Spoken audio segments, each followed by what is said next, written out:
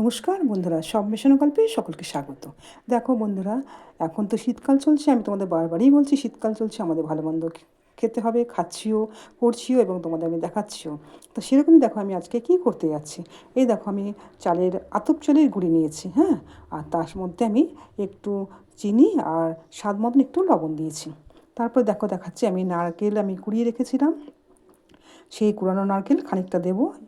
আর পাটালি গুড়, দেখো পাটালি গুড়টাকে আমি ভেঙে একটু জল দিয়ে আমি এরকমভাবেই রেখেছি, হ্যাঁ, কাদা কাদা বন্ধ করে রেখেছি। আর তার সাথে আমি রেখেছি দেখো কলা। এইগুলোকে আমি এখন কি করব, হ্যাঁ, এগুলোকে আমি সব মেখে নেবো, যেরকম আটা আমরা মাখি সেভাবেই মেখে নেবো।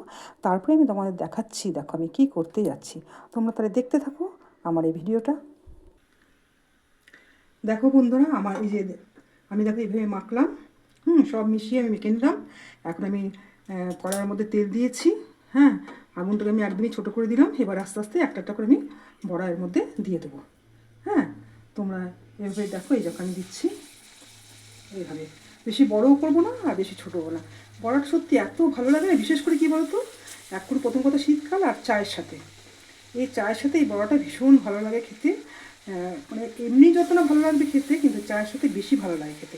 তো এই জন্যই কী বলতো, আমি প্রতি বছরই শীতকালে আমি এই বড়াটা করে রাখি। আর এগুলো কি অনেকগুলো করে রাখি, করে আমি এয়ারটাইট বক্সের মধ্যে ভরে রেখে দিই। কিচ্ছু হয় না, তুমি অনেক দিন রেখে খেতে পারবে।